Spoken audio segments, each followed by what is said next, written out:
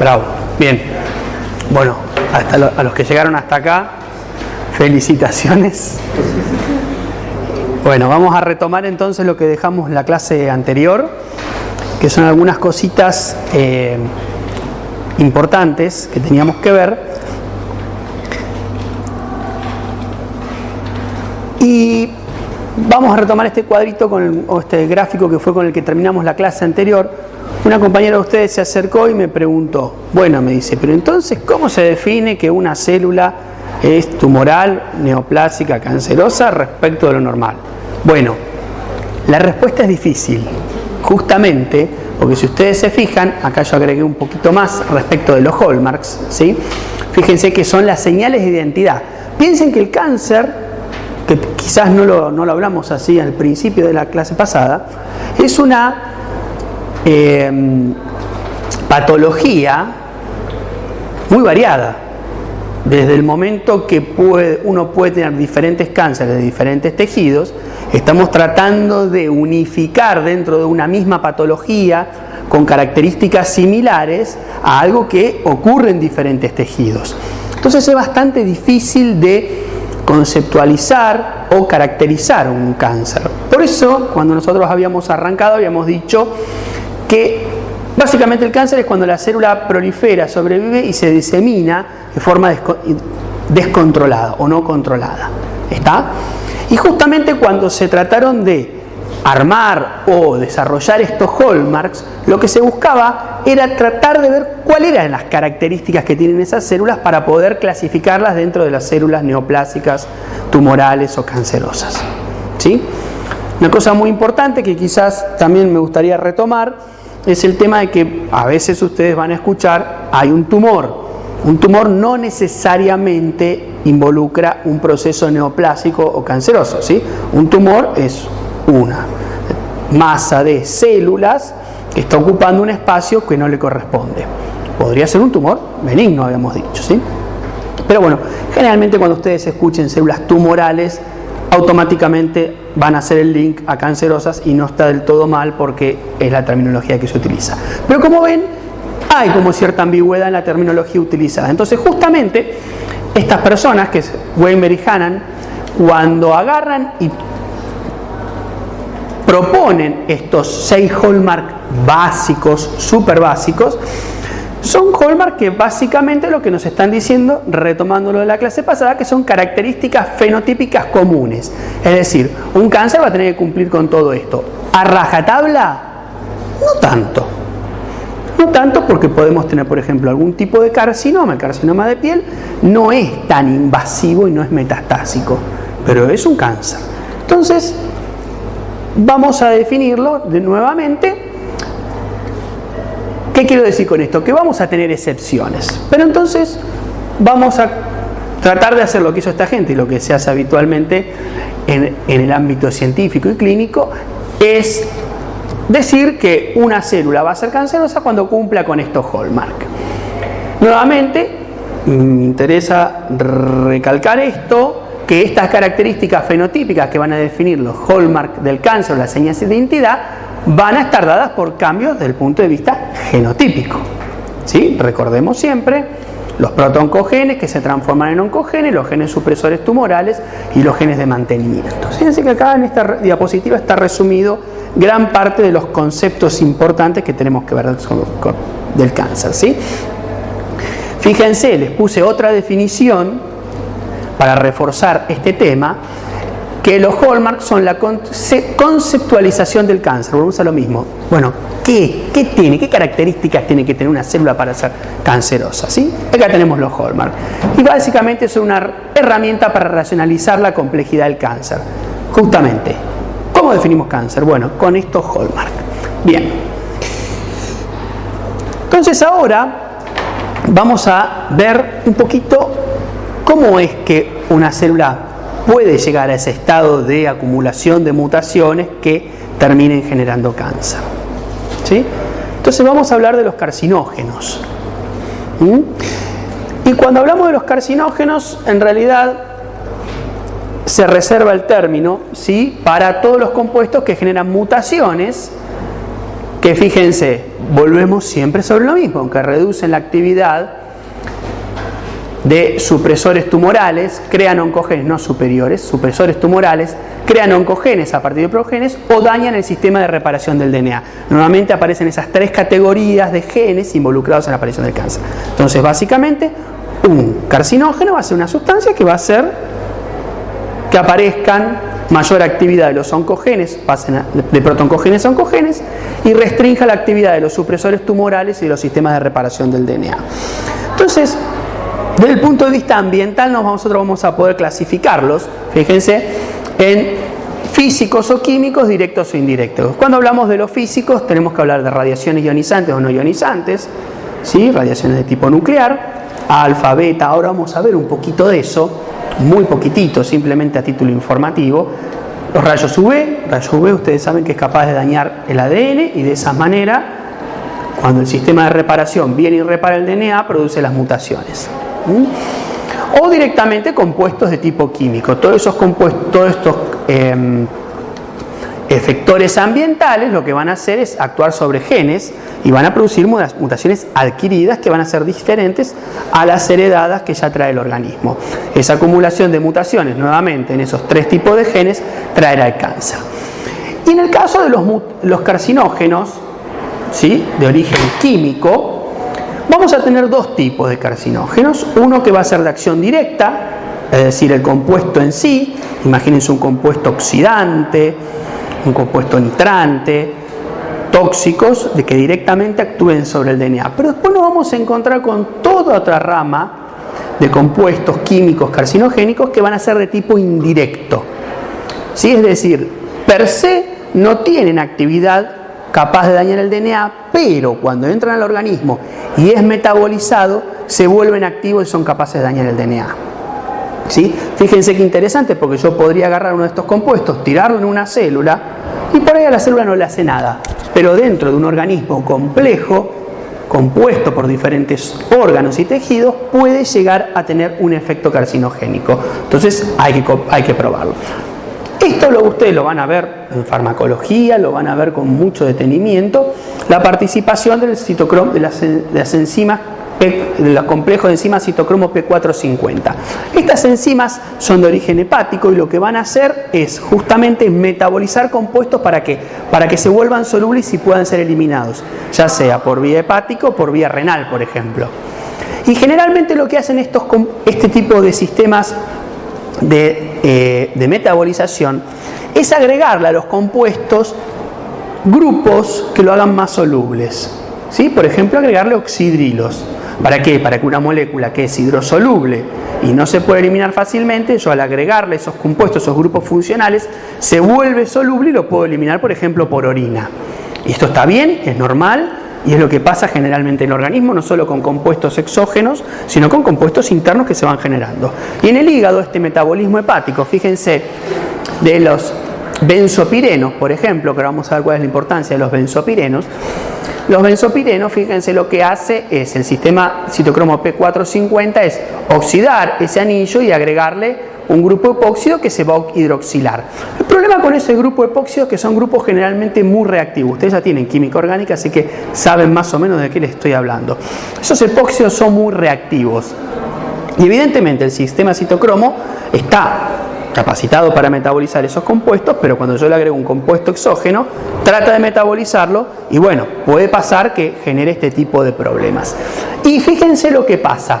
Estos benzopirenos, cuando se le agrega ese grupo, ese epóxido, que después justamente tiene como finalidad volverlo un compuesto más soluble para eliminarlo, genera un compuesto reactivo que puede interactuar y reaccionar y unirse covalentemente con la guanina.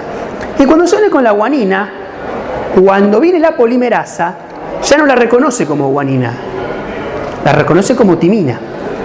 Entonces, cuando duplique el DNA, en vez de incorporar una C en la cadena complementaria, va a incorporar una A. Entonces ya ahí nosotros tenemos una mutación puntual generada por un compuesto químico metabolizado. Obviamente, como ustedes pueden ver, es indirecto, porque no es el compuesto en sí, sino el compuesto posterior a la metabolización por el propio organismo. Y miren qué interesante. Estos son sitios, esta es la P53, recordemos la importancia de la proteína P53. ¿Y de dónde vienen esos benzopirenos? Bueno, esos benzopirenos están en muchos lados, pero uno de los lugares donde está, ¿saben dónde es? En el humo del cigarrillo. ¿Cuántos fuman de acá? Uno, cada vez son menos, ¿sí? Cierto, digamos yo. Uno va preguntando y a medida que va pasando el tiempo es menos la gente que fuma, lo cual es bueno. No te estoy juzgando. Yo fumaba y ya lo dejé hace mucho tiempo, pero fíjense qué interesante. Estas son mutaciones, codones inactivantes, es decir, se producen mutaciones que terminan generando codones de stop justamente en la P53, o codones que van a incorporar un aminoácido que no es el que corresponde. Y esas mutaciones, particularmente estas que están por acá, son exclusivas de los fumadores. Es decir, cuando uno analiza un epitelio bronquial de fumadores, aparecen estas mutaciones en P53 que no aparecen en otros pacientes con cáncer de pulmón no fumadores, porque el cáncer de pulmón también puede ocurrir en un paciente no fumador, obviamente. ¿Y qué le va a pasar a este paciente? Fíjense, se le va a inactivar la P53. Dijimos que la P53 estaba involucrada en un montón de procesos del control del ciclo celular, y perder P53 es una invitación a esa célula a acumular mutaciones, y es una invitación a que esas mutaciones terminen acomodándose para hacer mutaciones en los puntos de control del ciclo celular y terminar en cáncer. Durante muchos años no existía la asociación entre el consumo de cigarrillo y cáncer, ¿sí? Eso es bastante interesante. Pero bueno, en algún momento se encontró que había una relación entre cigarrillo y cáncer. Fíjense acá, ustedes tienen un gráfico, esto está sacado del libro, entre consumo de cigarrillos en función de los años y tasa de mortalidad de cáncer por 100.000 habitantes. Fíjense cómo el pico de consumo de cigarrillos no se condice con el pico de muertes por cáncer. ¿Por qué? No fumadores pasivos. Es decir, el pico de consumo de cigarrillos está, fíjense, entre los años 60 y 50. Pero el pico de cáncer aparece entre los 80 y los 90. Porque recordemos siempre que esto es un proceso que lleva tiempo. Hay que acumular mutaciones. Y acá hay otra cosa interesante, que no tiene una explicación más tan bioquímica, tiene una explicación más social. Fíjense que la incidencia de cáncer de pulmón en hombres es mucho mayor que la de mujeres en relación al consumo de cigarrillos. ¿Por qué? Porque las mujeres antes de los años 60 no fumaban. De hecho, la mujer fumando como un hecho de rebeldía, de igualdad con el hombre, fíjense que aparece recién en los 60 y los 70, y justamente es a partir de 30 años, 20, 30 años después, que aparece el pico de cáncer en las mujeres por consumo de cigarrillo.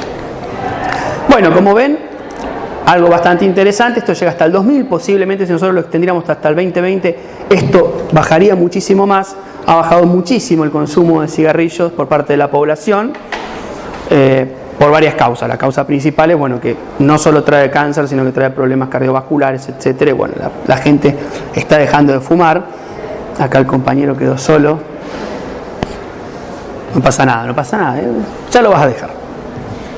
¿Tenés intenciones de dejarlo o no? No, igual no es compulsivo, es social. De vez en cuando. De vez en cuando, no es consumo que estás solo en tu casa y se forma la montaña de colillas, ¿no? Eso sí que no. Bueno, cuando uno estudia, fumar se vuelve casi un hábito tremendo, porque uno yo me sentaba a estudiar y fumaba, y se acumulaba. Esto después lo cortan. Cortamos la parte del teórico. Esta parte se corta. Después lo editan acá. No, a veces uno hace comentarios que por ahí es más la clase, hacemos acá un paréntesis, en la clase a veces uno comenta cosas que por ahí no tiene sentido que queden grabadas, y hay un intercambio entre la clase que por ahí al que no está en la clase no le interesa y corta la clase, pero que es interesante para el que está sentado acá hablando, ¿sí? En fin, seguimos. Bueno, Otro caso, fíjense, que acá no tiene que ver con un consumo de cigarrillos, sino que tiene que ver con contaminación alimenticia. Fíjense esto, acá hay una aflotoxina. Las aflotoxinas son toxinas derivadas de hongos.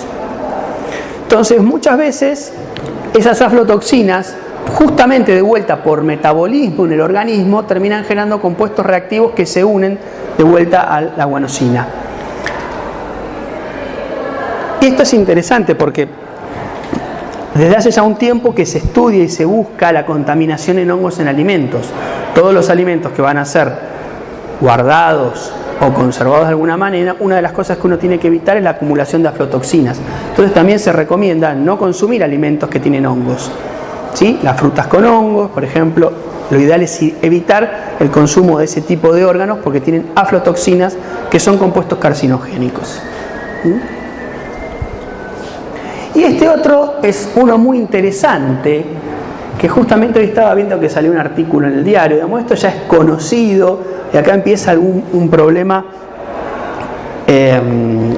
respecto al consumo y cómo se consumen las carnes. ¿Sí?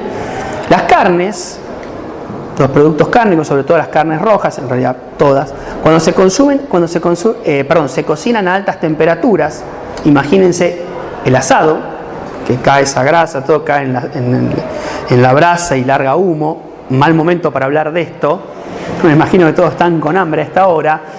¿Sí? Genera estos compuestos, ¿sí? Que se abrevian PHIP, que son 2-aminometilfenil-imidazol piridinas. Y estas piridinas, nuevamente, cuando se metabolizan en el hígado, son compuestos carcinogénicos. Es decir que, de hecho, hace ya un tiempo que se asocia el consumo de carne, el consumo excesivo de carne, con la aparición de cáncer de colon principalmente. ¿Sí?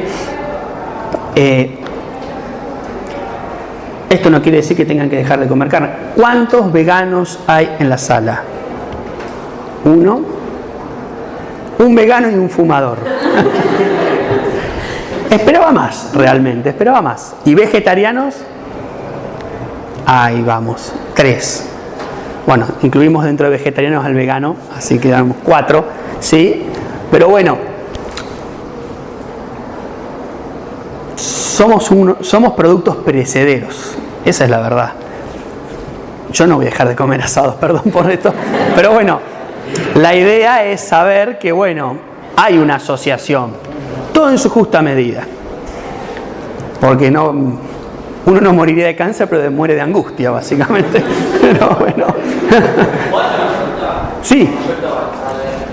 No hay problema. Con eso que dijo los productos que tienen hongos, o sea, por ejemplo, antes se tiraba base de proteína.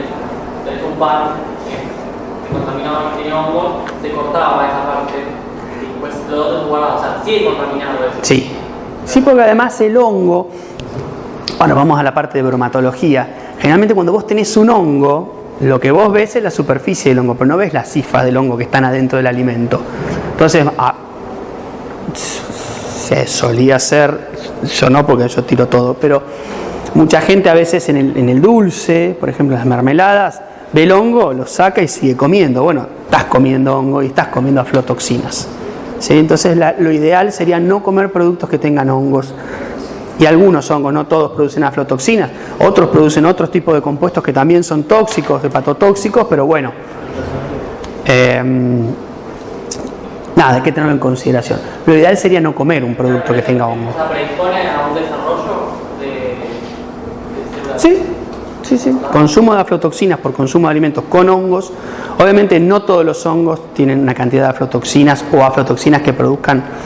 Esto es como en términos generales. Ustedes van a decir, bueno, no como más Roquefort, no como queso azul.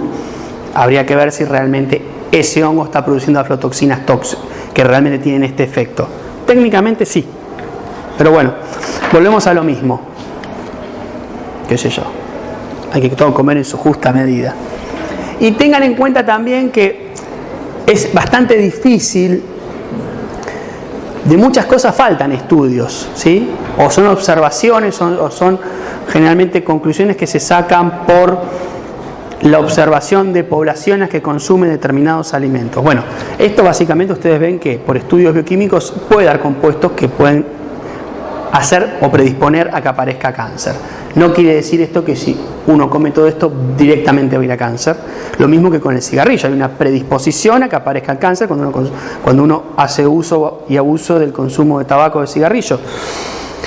Pero no quiere decir que un paciente que no consumió nunca un cigarrillo no tenga cáncer de pulmón. ¿Está? Como volvemos a lo mismo, son todas cosas que aceleran la aparición, pero no necesariamente quiere decir que se llegue a la meta de la aparición del cáncer. Bien, y hay otros compuestos que no son compuestos que también pueden desarrollar cáncer. Y esto es bastante interesante porque hasta la asociación entre organismos y cáncer ha ido apareciendo en los últimos años con bastante fuerza, sobre todo con los virus. Es decir, ya no hablamos de un factor físico, un factor químico, sino que estamos hablando de un organismo biológico, de un ente biológico que puede producir cáncer. ¿Sí? Muchos conocen ya, hay un virus que es bastante famoso por producir cáncer, el HPV. De hecho, ya hay vacunas. Digamos, hay un plan de vacunación que uno se vacuna, sobre todo los más jóvenes, sin cargo contra el HPV. Eso es interesante porque uno está, de alguna manera, aplicando una política de salud pública para evitar la aparición de un cáncer. La vacuna contra el HPV lo que tiene es que no cubre contra todos los isotipos que pueden dar cáncer, así que hay que seguir teniendo cuidado. Digamos, no es que por uno que se vacune está exento. Ahora vamos a hablar un poquito más de HPV. Pero el primero que describió una relación entre virus y la aparición de cáncer fue este señor Rose, que justamente en el año 1996 recibió el premio Nobel por descubrir la presencia o la aparición de tumores inducidos por virus. ¿Sí? Y lo que hizo Rose, este es el trabajo original, él veía que aparecía un tipo de tumor en las aves.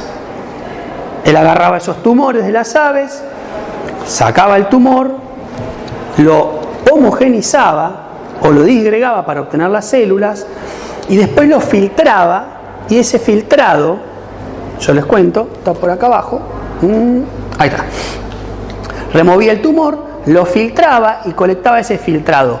Y lo interesante es que cuando inyectaba ese filtrado, que supuestamente no tenía células porque estaba filtrado, ¿sí? Había filtrado en un tamaño de poro para que no dejara pasar las células, nuevamente hacía que las aves desarrollaran de vuelta ese sarcoma, ese tipo de cáncer.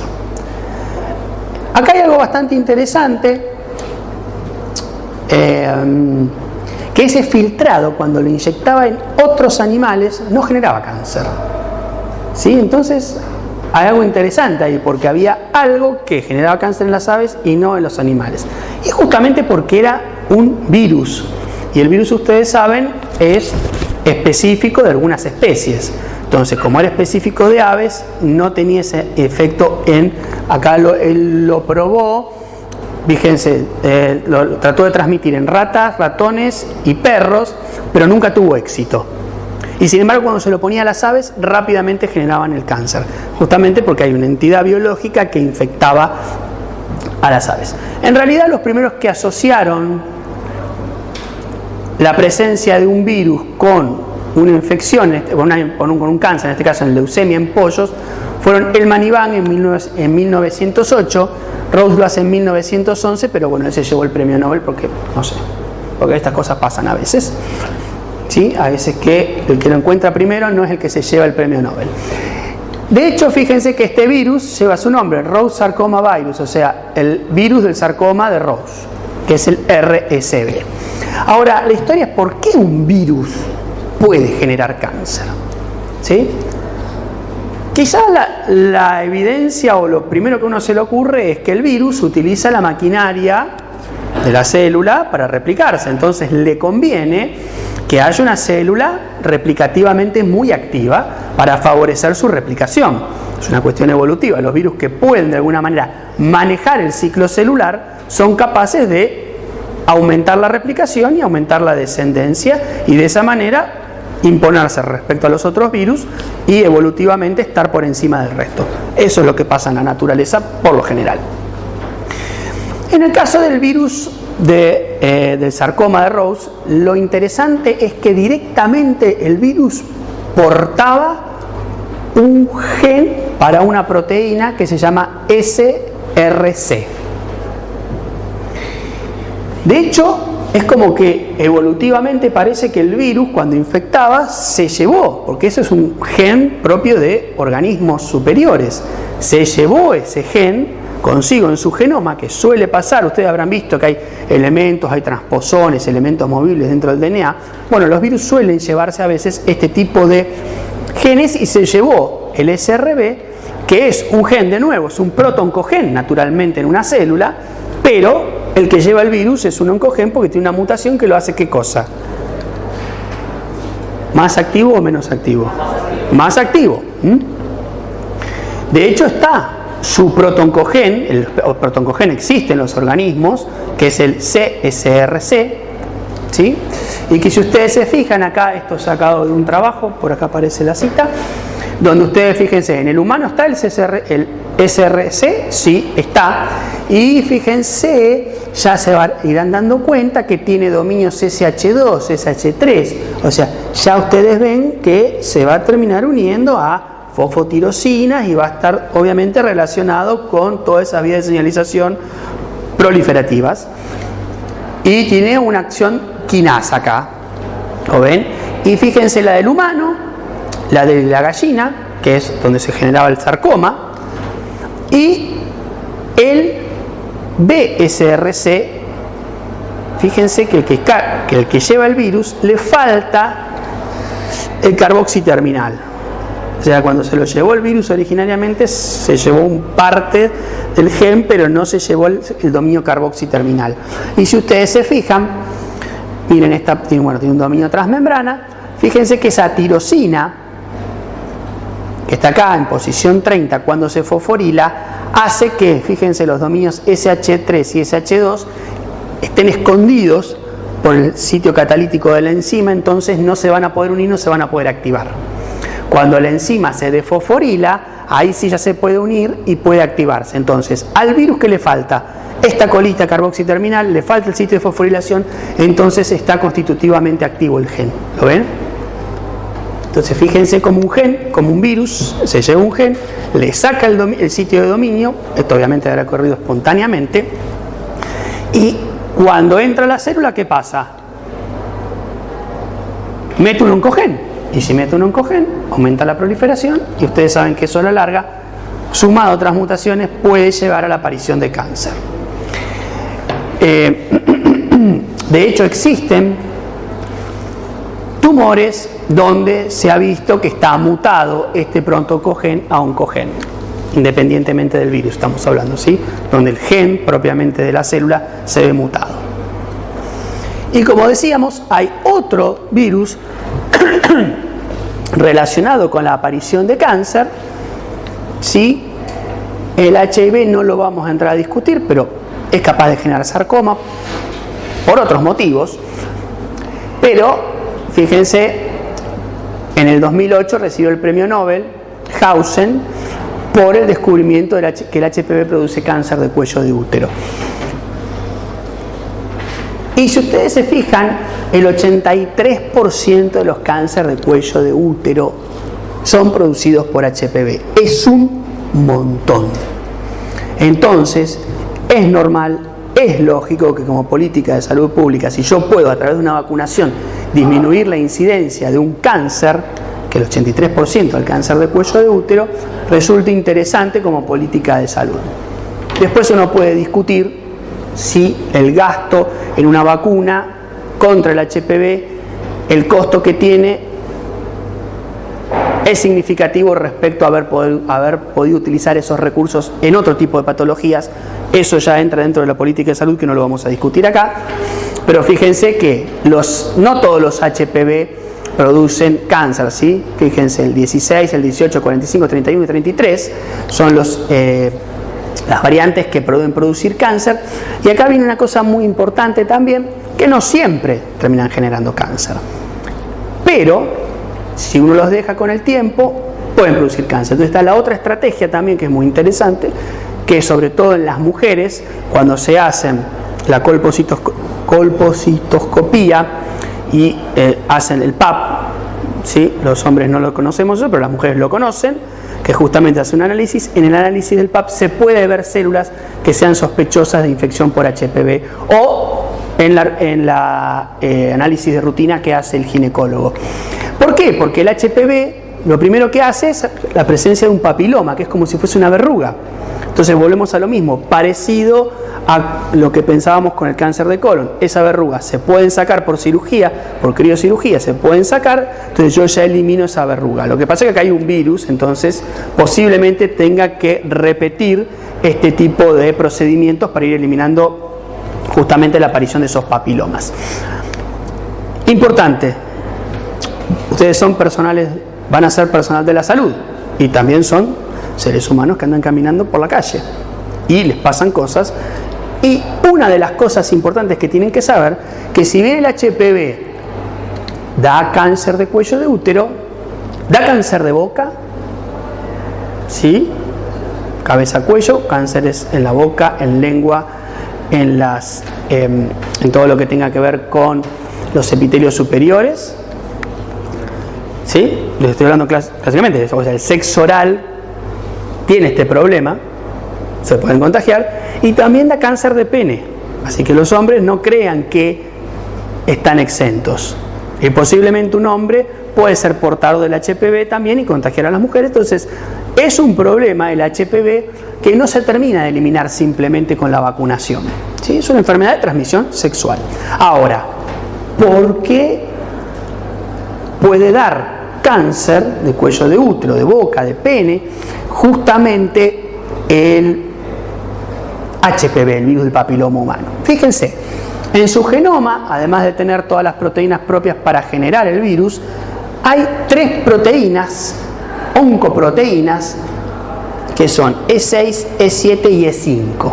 Entonces el bicho cuando infecta produce estas oncoproteínas, y si ustedes se fijan, E6 se une a P53 y la inhibe. Es decir, que genera, como no es una mutación, pero secuestra a P53, y si secuestra a P53, P53 deja de tener acción. ¿Qué acciones tenía P53? Recuerden, daño en el DNA, frenar el ciclo, si el ciclo no se frena, no se repara, porque hay muchas mutaciones, va a apoptosis. Bueno, ese fenómeno se frena. Primer indicio, ahí aparecen mutaciones y pueden llegar a saltearse el control del daño en el DNA. Otro más, E7, secuestra a quién? A RB, o sea, se une a fosfo-RB. ¿RB qué hacía? Se unía a E2F, mantenía unido a E2F, que es un factor de transcripción que desencadena la fase S. Entonces, si RB no está presente, E2F está libre, se están sintetizando las ciclinas propias de la fase S y la célula prosigue, que de hecho este es uno de los puntos centrales del control del ciclo celular. Es un punto central, el punto de start está acá. Termina en la fosforilación de RB. Entonces el bicho, fíjense qué malvado, es capaz de impedir la acción de RB. Y como si fuera poco, tiene una proteína E7 que lo que hace es activar, independientemente de la presencia del ligando, a receptores acoplados a tirosina quinasa, que como ustedes saben son receptores que por lo general están asociados a ¿qué procesos? A proliferación. O sea, fíjense cómo el bicho pega en 3 lugares distintos para garantizarse una alta tasa de proliferación. Por eso se genera ese papiloma, ese crecimiento desmedido de las células en ese epitelio, y que después con el tiempo, por eso volvemos a lo mismo, no es que alguien que esté infectado con HPV va a tener cáncer de cuello de útero, ¿sí? Hablando de mujeres, sino que es un proceso que lleva años y años, pero se acumulan las mutaciones y un día puede pasar. Bien.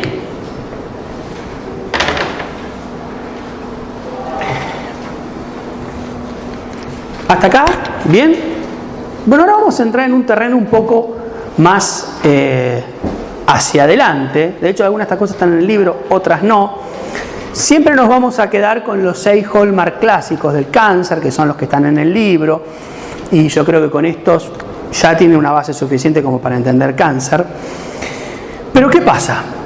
Con el tiempo, fíjense que este modelito apareció en el año 2000, estos hallmark. Bueno, en el año 2011 aparecieron otros hallmark más. A medida que se conoce más sobre el cáncer, se van encontrando otras características distintivas del cáncer. Y fíjense que aparecieron en el año 2011 4 hallmarks nuevos. En realidad, hallmarks propiamente dicho, esas características propias de la célula que la definen como célula tumoral o cancerosa, son 2. ¿Sí? Una que es la desregulación celular de la energía, la desregulación energética de las células, vamos a ver de qué se trata.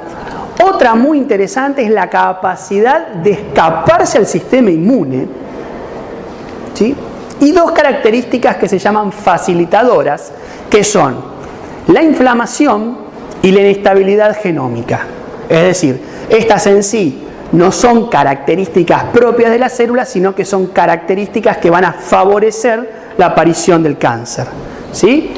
Un ambiente proinflamatorio y una inestabilidad genómica. Ahora vamos a ver de qué se trata. Vamos a ir viendo estos 4 hallmark con algunos ejemplos por separado. Entonces, bueno, ahora los hallmark de a partir del año 2011 ya no son 6, sino que son 10. Le metimos 4 más.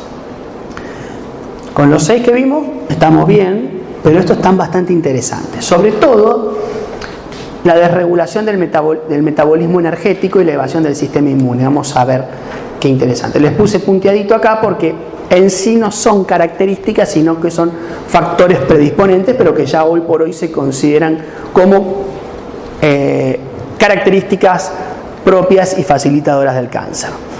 Vamos a ver el primero de todos, que a mí me parece súper interesante, porque además ha llevado a teorías muy interesantes también, totalmente equivocadas, que corren en la población, que es la desregulación del metabolismo energético. Fíjense que volvemos a un premio Nobel, pero en el año 1931, ¿sí? Que es el señor Otto Warburg, que postuló algo que más tarde se llamó el efecto Warburg. Él dijo, le dieron el premio por el descubrimiento de la naturaleza y el modo de acción de las enzimas respiratorias. Pero postuló algo bastante interesante, que es que el origen del cáncer es puramente metabólico. Bueno, van a ver que hay mucha gente, ahora después lo vamos a charlar, que se agarra de esto y empieza a hablar de teorías conspiranoicas y la alimentación. Pero primero vamos a lo netamente científico, que es lo que me interesa que sepa. Fíjense, esto es sacado del libro, no es nada raro. El tejido diferenciado, podríamos decir normal, cuando tiene oxígeno, ustedes saben que hace la glucólisis y el piruvato entra y hace la cadena respiratoria, y esa cadena respiratoria da un montón de ATP, y ese es el metabolismo aeróbico, en el cual el último aceptor de electrones es el oxígeno. ¿Se acuerdan de eso? Perfecto. Pero si no hay oxígeno, empieza lo que es el metabolismo anaeróbico, en el cual ya no tengo oxígeno como un último aceptor de electrones, entonces la célula lo que hace es agarrar este piruvato, ¿sí? Oxidarlo a lactato, recuperar el NAD para seguir haciendo glicólisis o glucólisis, de manera de seguir obteniendo ATP, pero es claramente un metabolismo poco eficiente. Además de que se acumula lactato y que disminuye el pH. Juntando cosas, si se acumula lactato, disminuye el pH, acuérdense que una de las cosas que ocurría, que era que se activaban factores de transcripción que lo que hacían era favorecer la angiogénesis, porque obviamente un tejido que está con poco oxígeno es que le está llegando poca sangre, ¿se entiende? Pero bueno, lo interesante es que en los tumores, en los tejidos altamente proliferativos y sobre todo en los tumores, por más de que tenga oxígeno, hace lo que se llama una respiración anaeróbica, ¿sí? Independiente de la presencia de oxígeno. Es decir, sí o sí hace solamente glucólisis. Nuevamente el piruvato lo pasa a lactato para recuperar el NAD y seguir haciendo esto. Y esto se llama efecto Warburg o Warburg, como le quieran decir. El efecto Warburg, él vio que en los tumores, independientemente de la presencia de oxígeno, le gusta hacer metabolismo anaeróbico. ¿Sí? ¿Por qué pasa eso? Bueno, no se sabe mucho. Esa es la verdad.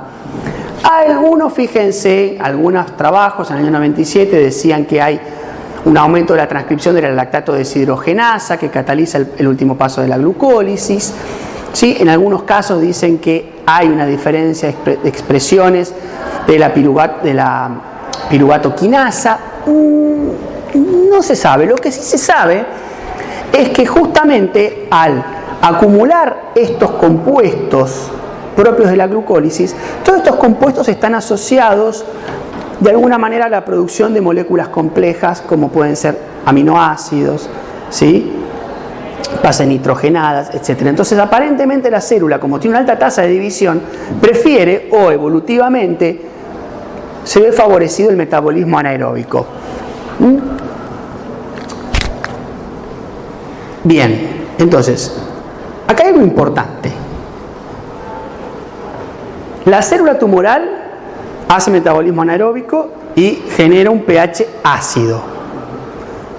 ¿Sí? No quiere decir que el pH ácido genere cáncer. De hecho, en el estómago tendríamos cáncer, como bien vos decís. Tenemos un pH de 2 en el estómago. Entonces, ha surgido en los últimos años el tema de la dieta alcalina, la dieta ácida, que bueno, básicamente un producto ácido como puede ser un cítrico, que es ácido, lamentablemente es ácido, pero cuando entra al estómago no sé qué le pasa y se vuelve alcalino. Bueno, entonces hay como toda una, no sé si ¿no lo escucharon? Hay gente, ¿no?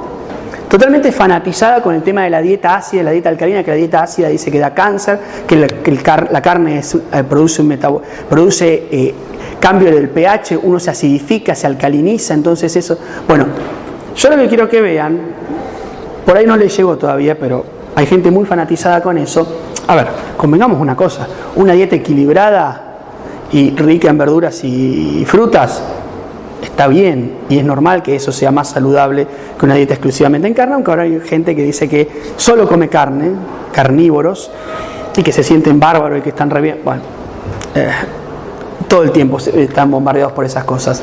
Pero el problema no es que el tumor se genera por el pH ácido, sino que el tumor genera un pH ácido, digamos, no es acá confunden quién es el huevo o la gallina. Y después también hay otra cosa importante que a ustedes quiero que les quede claro. El pH sanguíneo está entre 7,35 y 7,45 y no se puede mover de ahí. Si se mueve de ahí hay riesgo de vida, entonces no es que uno anda ácido o anda alcalino. ¿Sí?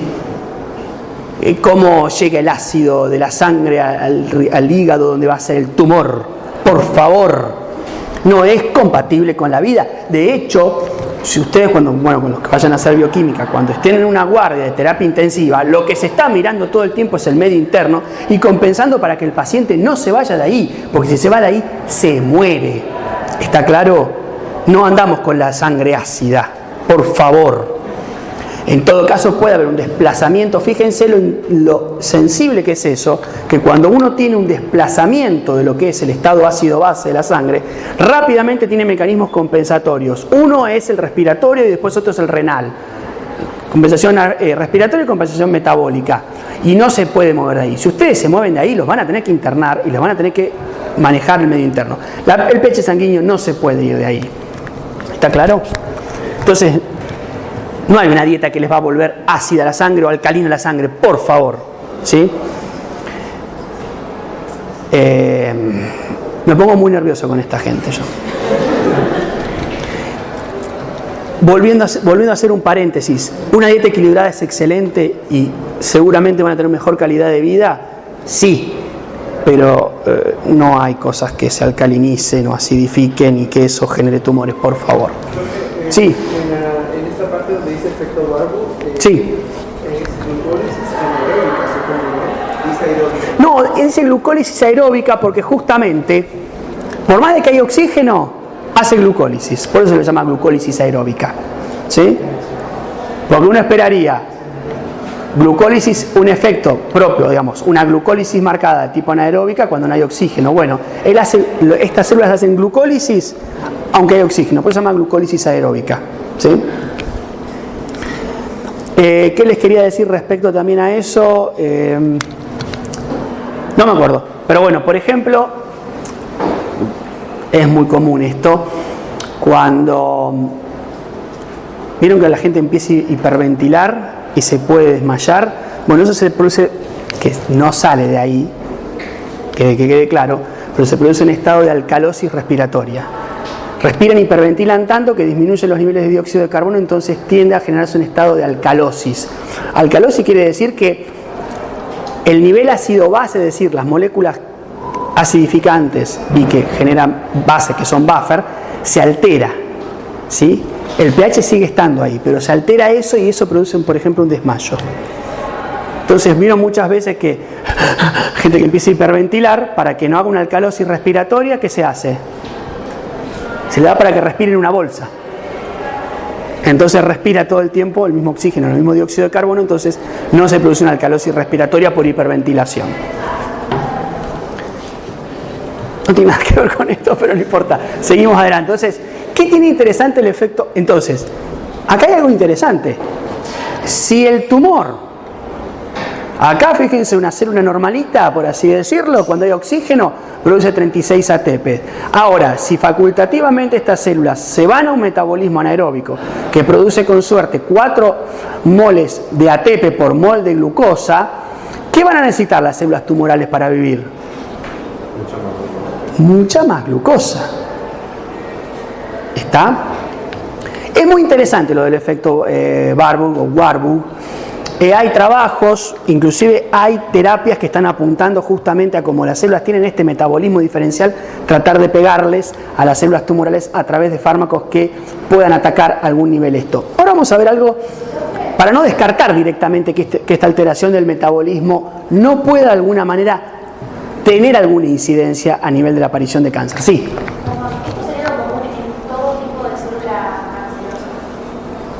Casi todas. Vamos a suponer que sí porque es un hallmark, pero no todas. Entonces, miren esto, que es muy interesante.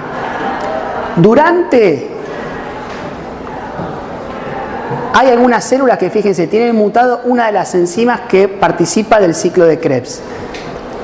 Y fíjense que, como se acumula este metabolito por no poder producirse alfa-cetoglutarato, se acumula este 2-hidroxiglutarato, ¿sí? Célula tumoral tiene mutada una de las enzimas de la cadena respiratoria, no siempre pasa, y fíjense que este 2-hidroxiglutarato puede alterar la acción de las histonas metiltransferasa, histonas desmetilasas y estas histonas hidroxilasas, el DNA hidroxilasa. O sea, que estos compuestos de alguna manera que se pueden generar por déficit en alguna de las enzimas de la cadena respiratoria pueden tener un efecto a nivel de metilasas.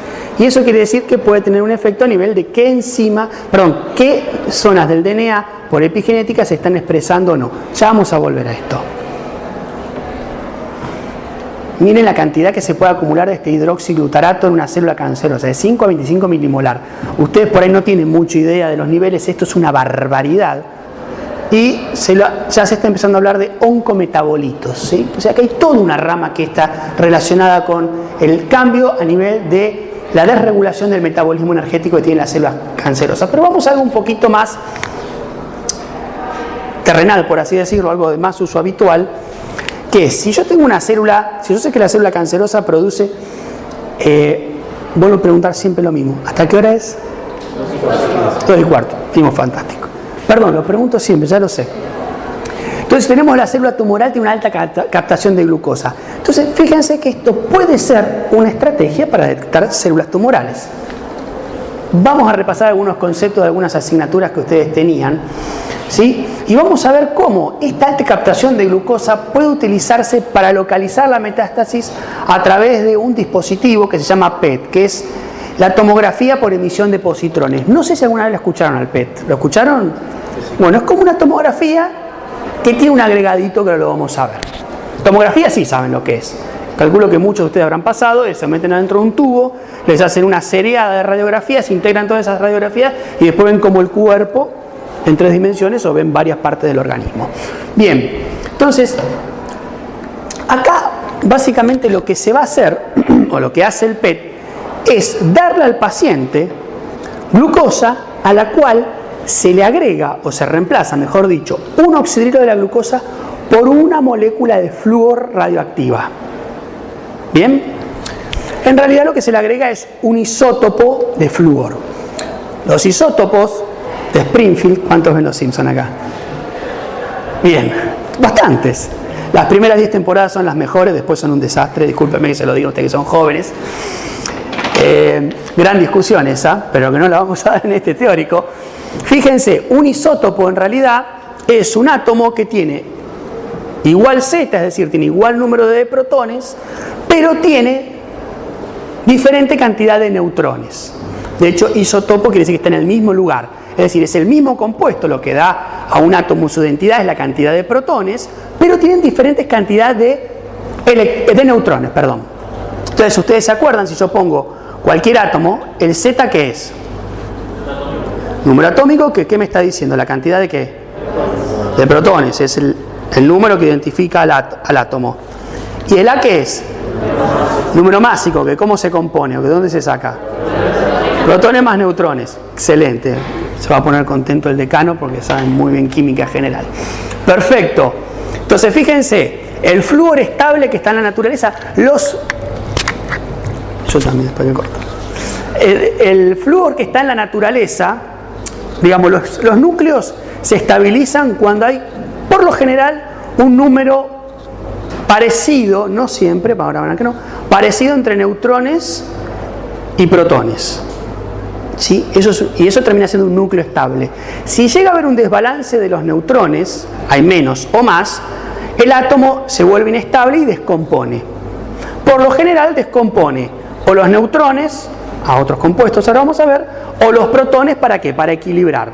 En el caso de los isótopos, como estamos diciendo que se mantiene el Z, lo que descompone es el número de neutrones. Pero esto es radioisótopos, no vamos a entrar en detalle. Simplemente para que ustedes vean, el flúor estable, el que ustedes encuentran mayoritariamente en la naturaleza, tiene un Z de 9 y un número másico de 19. No llega a 19, es 18,9999. ¿Por qué? Porque ese número másico está ponderando también no solo el elemento más estable, sino los isótopos presentes en la naturaleza, que pueden tener diferente cantidad de neutrones y por ende diferente número másico. Química general. Bien, entonces el flúor estable es el flúor 19. Entonces a este compuesto se le agrega un flúor que es un flúor 18, es decir, le falta un neutrón. Y eso lo vuelve al núcleo ¿de qué forma? Inestable. Y ese núcleo ¿cómo descompone? Descompone, fíjense, a oxígeno 18 y además da la emisión de un positrón, de una partícula beta. La descomposición, a los que vayan a hacer radioisótopos lo van a ver, los que no, lamentablemente no lo van a saber. Fíjense, lo que pasa acá es que un protón descompone a un neutrón más una partícula positiva y un neutrino. No importa, el neutrino olvídenselo. Pero lo que importa es que descompone una partícula que se llama positrón, que tiene carga positiva. Es una partícula nuclear. ¿Está? Entonces, fíjense que la vida media es de 111 minutos. ¿Qué quiere decir? Que si yo tengo ese flúor, en 111 minutos la mitad de ese flúor descompuso. Y en otros 120 minutos se descompuso la otra mitad. Y así sucesivamente. Eso es una vida media. Pero fíjense lo que pasa. Cuando este positrón se encuentra con un electrón, se funden, ¿sí? Reaccionan y generan dos fotones de igual energía. Y esos dos fotones salen uno para cada lado. Acá miran con una cara de... No se los voy a tomar esto, tranquilos. Esto lo dan en física. ¿En física lo dan? Ah, buenísimo, buenísimo. Excelente que lo dan en física. Antes no lo daban. O sea, ven decaimiento nuclear. Espectacular. Bueno, entonces perfecto. Entonces ya lo saben. El positrón interacciona con el electrón y da dos fotones. Y esos dos fotones salen uno para cada lado. Entonces, si yo a un paciente le doy esa glucosa con flúor, ¿qué va a pasar? Yo se lo doy a tomar, lo toma, la glucosa con flúor, se toma o se inyecta, depende del caso, va a ir ¿a dónde? A todas las células. Pero ¿quién va a captar un montón de esa glucosa? El tumor, que tiene una alta captación de glucosa. Entonces, ¿qué va a pasar? Yo a ese paciente lo meto dentro del tomógrafo y le hago un escaneo, y tengo un escaneo de su cuerpo. Y donde haya presencia de esta glucosa con flúor, van a salir esos dos fotones. Y hay un sistema, obviamente esto es súper complejo, ¿Qué pasa? Que yo lo meto dentro de un tubo, entonces detecto esos fotones. Y dependiendo esos fotones que salen los dos en simultáneo para cada lado, ¿cuánto tiempo tarda en llegar uno a los extremos de los detectores? Fíjense, si los dos llegan al mismo tiempo, yo sé que está en el centro. Si este llega más rápido que este, quiere decir que está más desplazado acá. Entonces yo puedo físicamente y en 3D, en el espacio, saber dónde está el lugar donde se captó mayor cantidad de glucosa. Ese es el principio del PET. Acá tienen un PET acoplado a un tomógrafo y lo que terminan viendo es este tipo de imágenes, ¿sí? Donde claramente ven todo el organismo y fíjense cómo se prende como arbolito de Navidad. Acá, ¿qué cosa? El hígado. Entonces yo ahí sospecho, si estoy por ejemplo buscando un cáncer de mama, que yo sé que el tumor primario está en la mama, hago el PET y encuentro esto, yo ya sé que hubo una metástasis a nivel hepático. ¿Está? Fíjense que también se ve acá la vejiga, pero la vejiga se suele marcar, independientemente por la eliminación, no tiene que ver con la vejiga del cáncer. Simplemente a título informativo, ¿qué órgano del cuerpo consume mucha glucosa y casi exclusivamente glucosa? El cerebro. Entonces el PET no sirve para ver cerebro. Lo que se suele hacer es una resonancia en cerebro. Nada, no importa. Olvídense de lo que les dije. Pero sí es importante. Fíjense, cuando yo produzco esta glucosa con flúor, la vida media es 110 minutos. O sea que casi que lo tengo que producir en el momento para cada paciente. ¿Qué es lo que se hace? El PET se produce, la glucosa marcada, en el día que se va a usar. Y adivinen quién está involucrado en eso. Es un radiofármaco. El director técnico y el que garantiza la producción y la calidad de lo que se necesita del paciente es un farmacéutico. La radiofarmacia es un lugar de aplicación de la profesión de incumbencia del farmacéutico. Porque esto que ustedes tienen acá es un radiofármaco y el que tiene que potestad sobre el control de calidad y producción y garantía de calidad de un fármaco, ¿quién es? Farmacéutico, lo que están estudiando ustedes acá, ¿sí? Bien, entonces fíjense cómo, qué interesante, a partir de la captación de glucosa se utiliza un método de diagnóstico. Bien, otro de los hallmarks que veíamos acá, ya vimos el de la desregulación metabólica, es la inestabilidad del genoma y las mutaciones. Y acá de vuelta aparece nuestra amiga P53, que ya la nombramos tantas veces, que no vamos a detenernos en ella, pero sí vamos a detenernos en, fíjense, esta categoría de genes que está involucrada de alguna manera o podría considerarse dentro de los supresores tumorales, pero que ya tiene su propia categoría, que es los genes de mantenimiento, que la función que tenían era evitar que se acumularan mutaciones. Y fíjense acá una tablita sacada del libro, cómo mutaciones en diferentes proteínas y genes que están involucrados en el control de la calidad del DNA, cuando se mutan y cuando se heredan, predisponen de manera muy fuerte a la aparición de cáncer. Acá hay un montón, ¿sí?, de patologías. Simplemente les voy a mencionar esta Xeroderma pigmentosus, que es una patología en la cual está alterado, ¿sí?, el control de calidad y la reparación de las escisiones de nucleótidos. Entonces estas personas tienen que evitar exponerse al sol. ¿Por qué? Radiaciones de tipo UV producen mutaciones que no pueden ser reparadas. Entonces tienen una altísima predisposición a generar melanomas. De nuevo, ¿por qué? Porque se hereda. Y este, que quizás es uno de los más famosos, lo vamos acá abajo, son las proteínas o los genes BRCA1 y BRCA2, que están involucrados en la reparación de la ruptura de doble cadena en el cáncer, en el genoma.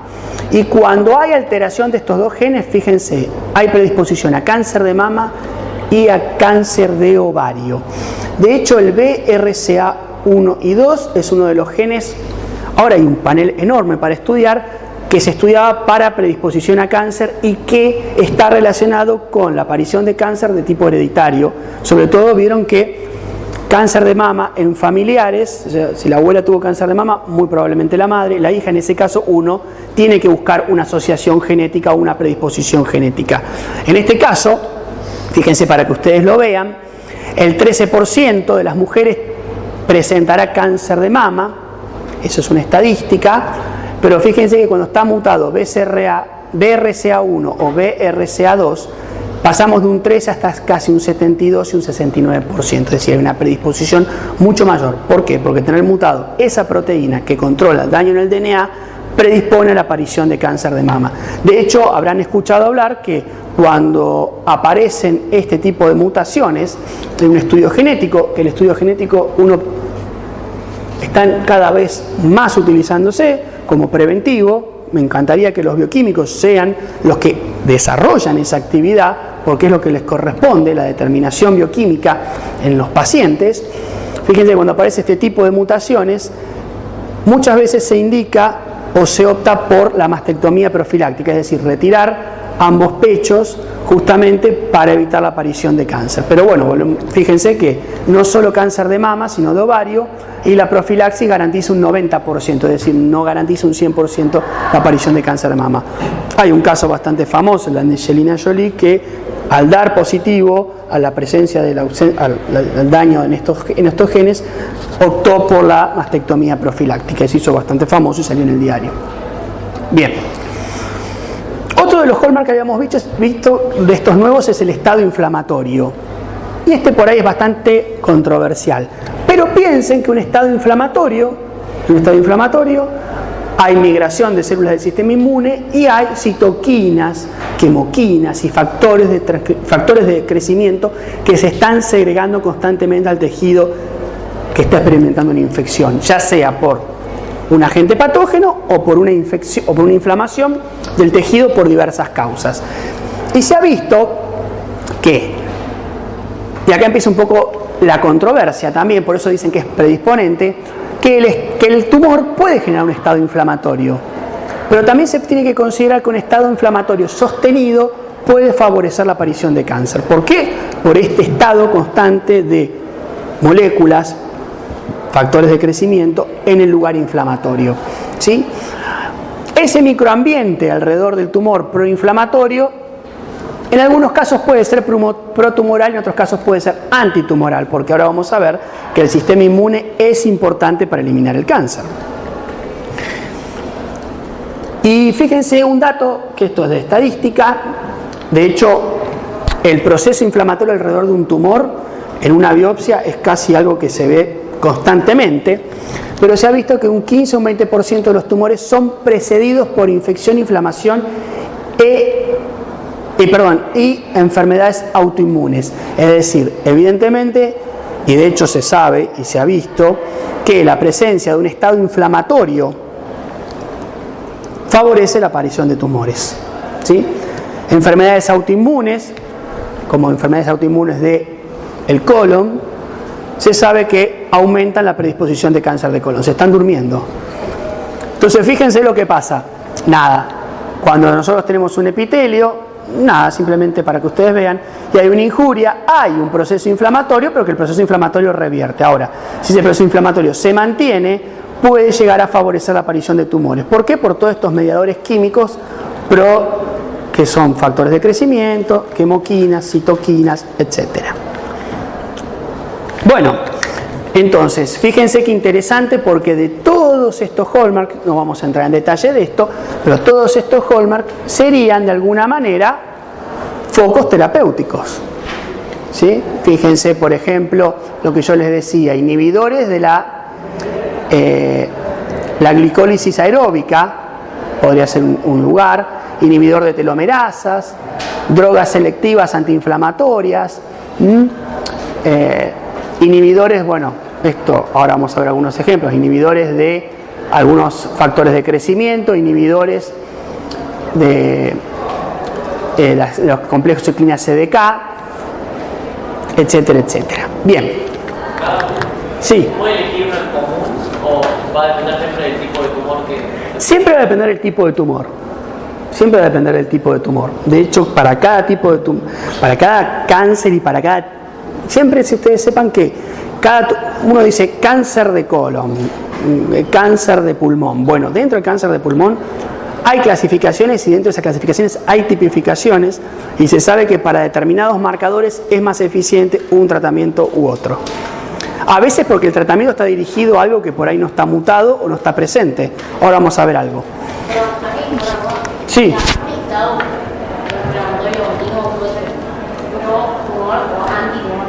Puede ser protumoral, pero también se ha visto que la presencia del estado inflamatorio puede controlar el tumor.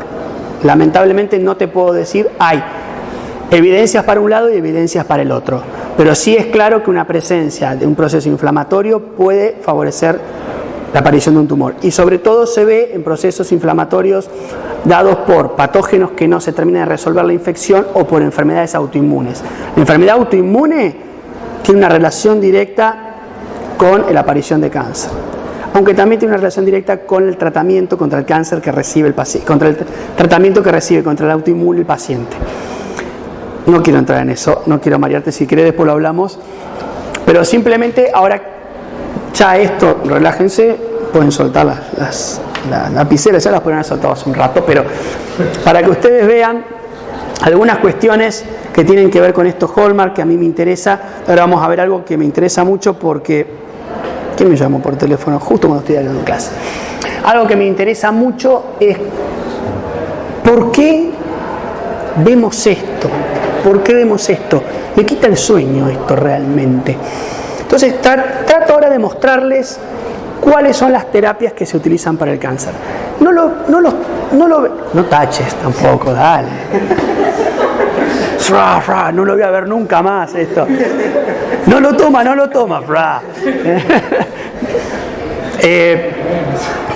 Pero hay una cosa que te lo puedo llegar a tomar ahora dentro de todo esto. Y no te voy a decir qué. Bueno, pero fíjense, ¿por qué me parece que es importante? Porque van a ver que toda la terapéutica, yo siempre insisto, el bioquímico para el diagnóstico clínico clásico de rutina, pero hay un montón de técnicas de biología molecular que se usan para tipificar tumores, para definir una terapéutica, para definir la progresión de un tumor, porque estamos hablando de cáncer, ni hablar de otras enfermedades, o la presencia de fármacos, que esa parte volviendo al bioquímico, me encantaría que el bioquímico sea el que hace el diagnóstico molecular, porque es el profesional preparado para eso, y que debería prepararse aún más fuertemente para eso. Y después también tenemos el farmacéutico. El farmacéutico, hay un montón de moléculas orgánicas y desarrollo de moléculas orgánicas que ahora vamos a ver contra el tratamiento contra el cáncer. Pero después hay un montón de tratamientos que están relacionados ya no con moléculas orgánicas, sino con moléculas biológicas, anticuerpos, proteínas, anticuerpos fusionados con alguna otra proteína o fusionado inclusive con un quimioterápico, con una molécula orgánica, que son lo que se está aplicando y lo que se está estudiando. Por eso es muy importante que ustedes tengan presente los conocimientos estos. No es que uno se los da porque es un pesado, más allá de que puede ser un poco pesado, pero son cosas que es lo que se viene. Y eso es lo que les quiero mostrar ahora. Fíjense, esta nota salió el año pasado. Avance contra el cáncer, nada, una nota de Infobae, no importa. Pero fíjense, avance contra el cáncer específico pediátrico en adultos. Aprobó en Argentina un fármaco innovador basado en el perfil genético del tumor. Eso es lo que preguntaban. A ver, antes se da un quimioterápico en general, ahora hay quimioterápicos para un determinado tipo de tumor. Y eso es lo que se llama también la medicina personalizada. Yo no doy cualquier fármaco, doy el fármaco que se demostró por evidencia clínica que actúa mejor sobre ese tipo de tumor. Porque imagínense lo que hablábamos el otro día. Yo doy un fármaco que, no sé, estabiliza la P53, por así decirlo. Una barbaridad les estoy diciendo, pero si el tumor no tiene P53 funcional, ese fármaco no tiene ninguna razón de ser. Bueno, pasa mucho eso. Entonces, yo tengo que estudiar y ver si el tumor tiene un receptor determinado, el receptor HER2, por ejemplo, para cáncer de mama. Hay unos fármacos fantásticos que son anticuerpos que se unen a esos receptores. Inclusive hay anticuerpos que tienen unido una molécula quimioterápica a ese receptor. Entonces se une ese receptor, la célula lo endocita y está mandando un fármaco quimioterápico a una célula tumoral casi específicamente. No es específico, pero casi específicamente. Pero bueno, yo tengo que saber que ese tumor es HER2 positivo. Si no, no le voy a dar ese fármaco. No tiene ningún sentido. ¿Se entiende? Entonces, sí.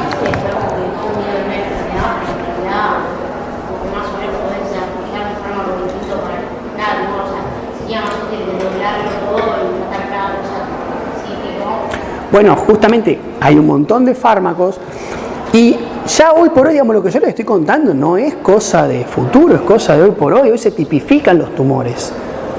Y cada vez más ya no solamente se ve si tienen determinados marcadores, sino si tienen determinadas mutaciones, si cuando tiene esa mutación corresponde un fármaco u otro. Obviamente no es que se experimenta con el paciente y se dice no, hay terapéuticas ya demostradas para determinados tumores. Y hay muchos, y como te digo, por ahí hay fármacos que no sirven para un determinado tumor. Entonces es importante la tipificación y eso acá están involucrados ustedes. Quisiera que estén involucrados ustedes como profesionales.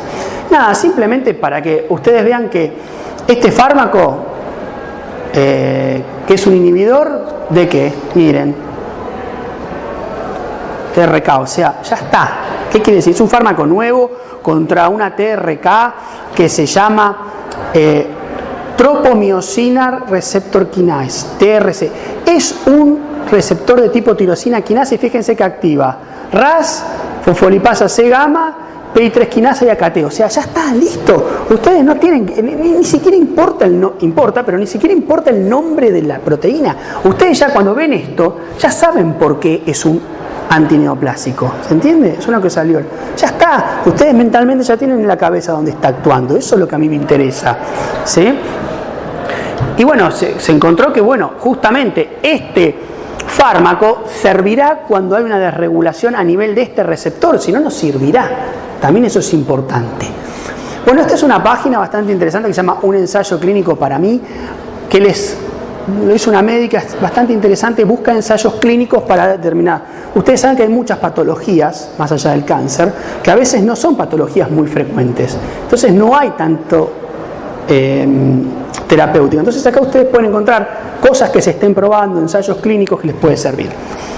Pero más me interesa esto. Ustedes pueden entrar, esto es de libre acceso, que es el Registro Nacional de Investigación en Salud. Es decir, les dice todos los protocolos que se están haciendo en este momento.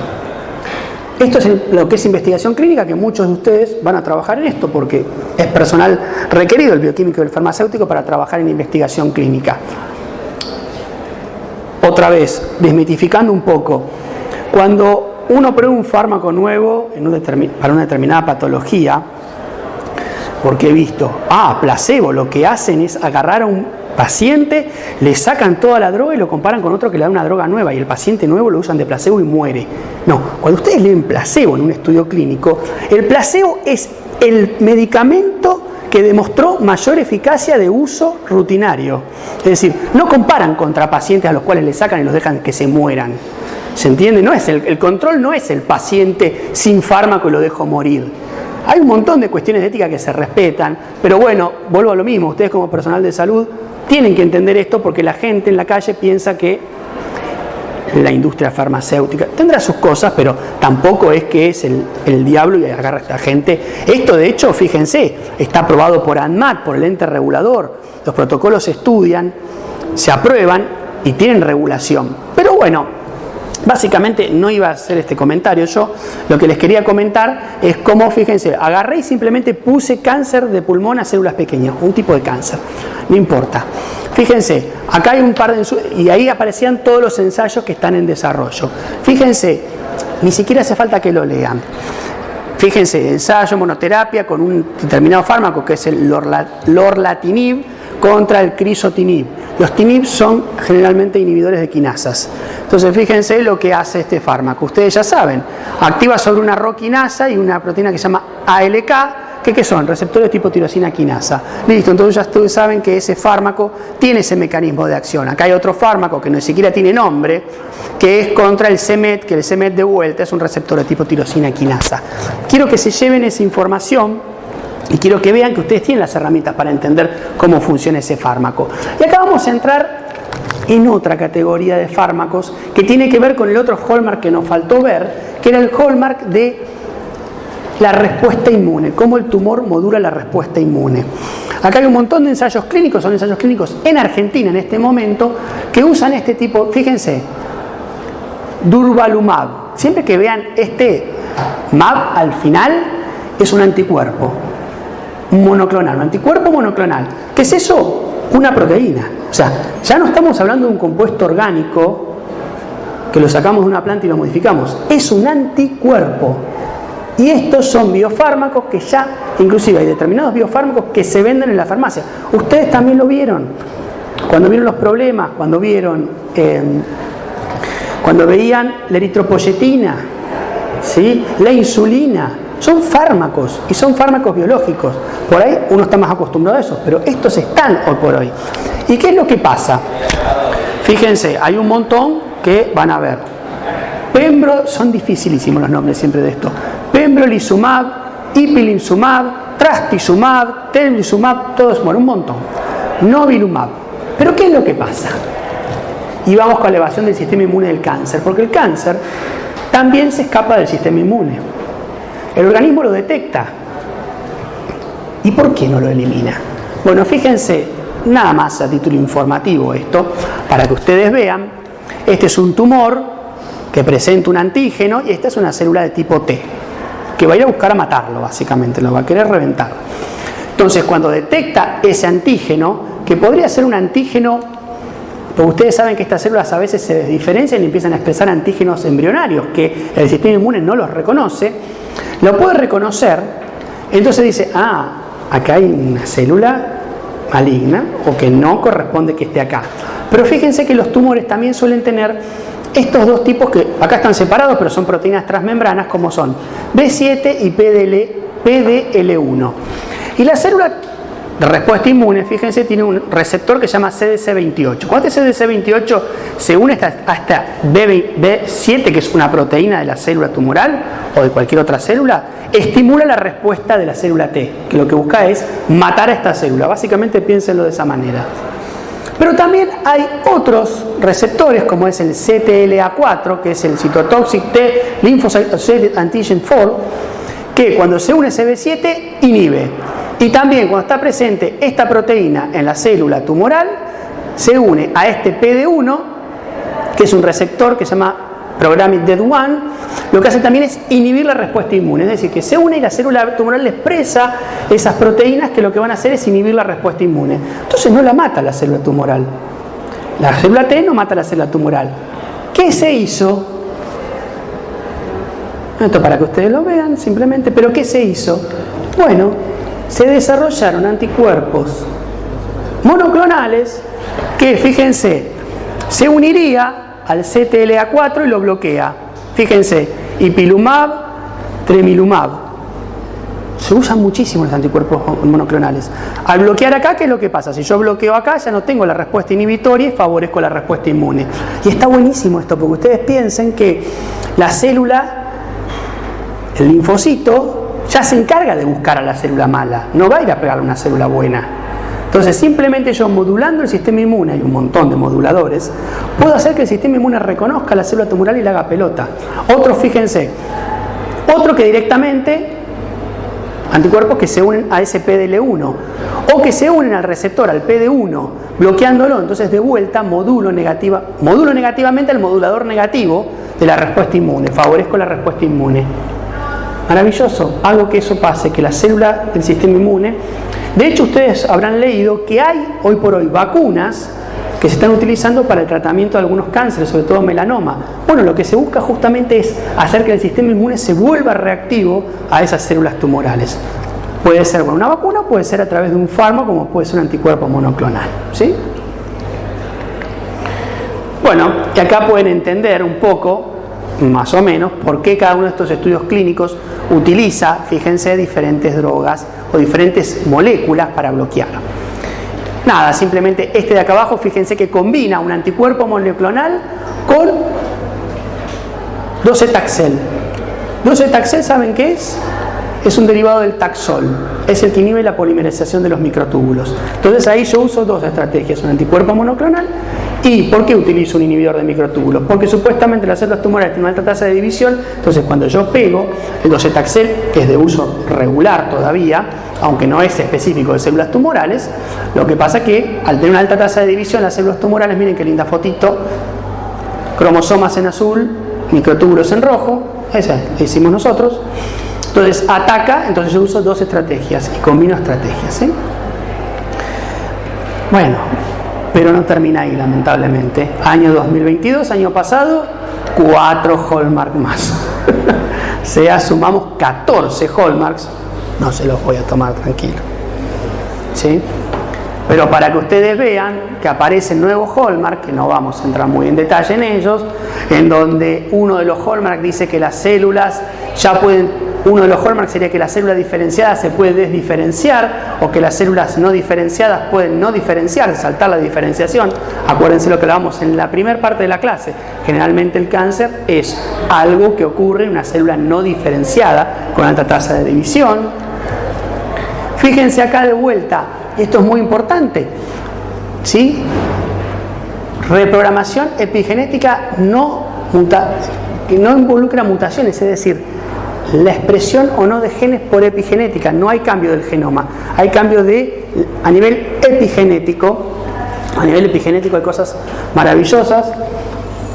Simplemente para que ustedes se den una idea, entre recontra paréntesis, hoy por hoy se sabe que hay transmisión genética inclusive de algunas características de comportamiento en ratones, en gusanos, etcétera, que no tienen nada que ver con una cuestión genética, sino cómo está condensado ese genoma y que eso se puede heredar a la descendencia. Una cosa maravillosa que no vamos a entrar en ese detalle. De vuelta, fíjense cómo la cuestión metabólica podía alterar las histonas, entonces básicamente estaría alterando a nivel epigenético el tumor. Y relacionamos algo metabólico con la expresión de genes. O sea que Warburg no estaba tan errado, algo de razón tenía. Respecto de que si uno controla el nivel metabólico de las células, que decía que el cáncer era una enfermedad metabólica de las células. Bueno, la senescencia en esto es muy complejo de entender, pero parecería que las células senescentes, que uno dice no tendrían por qué influenciar en el cáncer, aparentemente favorecen la aparición de cáncer.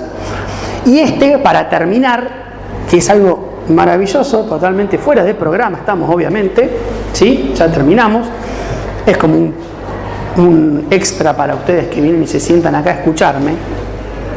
Fíjense que uno de los hallmarks que aparece es polimorfismo de microbioma, de la microbiota.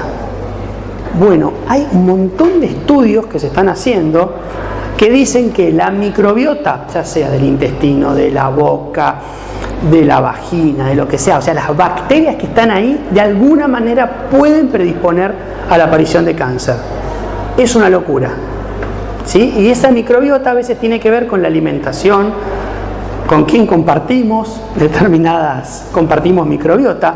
Es muy interesante, fíjense que esa microbiota puede estar relacionada con procesos autoinmunes, yo no quiero dar ahora todas las patologías en las que se está viendo una asociación, porque realmente no es algo 100% confirmado, son todos trabajos, pero es muy interesante, y se vio que esa microbiota puede, por toxinas, que sería algo natural, por la generación de moléculas que mimetizan a los factores de crecimiento, bueno, el butirato, que eso lo hablamos si quieren después, que puede llegar a favorecer la aparición de cáncer, ¿sí? Hoy se habla de trasplante de materia fecal. ¿Eso resulta gracioso? Sí. Esa cámara te jode. Ya termino igual, ¿eh? Van a estar ahí. Bueno, dale. Trasplante de materia fecal, ¿sí? Es decir, yo elimino mi microbiota y me dan microbiota de un paciente sano. ¿Cómo recibo esa materia fecal? Es el tema. Bueno, podría ser por un enema, o se pueden hacer cápsulas de materia fecal del paciente para que colonice mi intestino. Es una locura, se está ensayando, se está hablando hoy por hoy de trasplante de materia fecal. Y esto, para cerrar, que tiene que ver con el cáncer, pero que realmente me pareció maravilloso los estudios que se están haciendo, es que las propias bacterias, es decir, yo soy gordo, no es culpa mía, es de la microbiota que tengo en el intestino, las propias bacterias que uno tiene en el intestino producen moléculas que atraviesan el epitelio intestinal y pueden llegar al cerebro y condicionar mi comportamiento. Tengo ganas de comer azúcar desenfrenadamente. Bueno, puede ser que tus propias bacterias de tu intestino te lo estén pidiendo y te están mandando neurotransmisores al cerebro que hacen que te comportes de esa manera, ¿sí? O que tengas más apetito o cambios inclusive en el comportamiento.